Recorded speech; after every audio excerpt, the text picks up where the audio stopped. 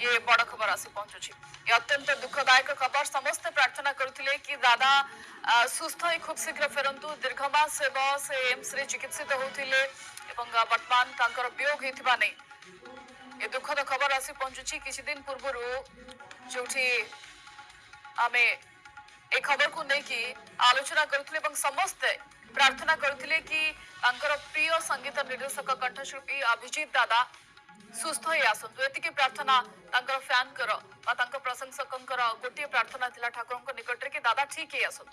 एवं अभिजीत मजुमदार को या भीतर अनेक लोक मिस भी करिसंती कि दादांकर गीत और सामना कसनी केते बड़ बड़ ओकेजन गलानी किंतु दादा सुस्थ होई पारनाते ताकु नेकी समस्तंक परे से गोटे कथा थिला कि दादा ठीक है किंतु कंठशिल्पी अभिजीत मजुमदार कर वियोग हेतिबा नै एबे सूचना आसुची। सकाल सकाल मिली ओडार जड़े सुनामधन्य कलाकार अभिजीत मजुमदार आज देहांत देहांत महाप्रभु पाखे प्रार्थना करुच्ची। महाप्रभु पाखे को लेकिन जातु परिवार को समवेदना जनाऊँ।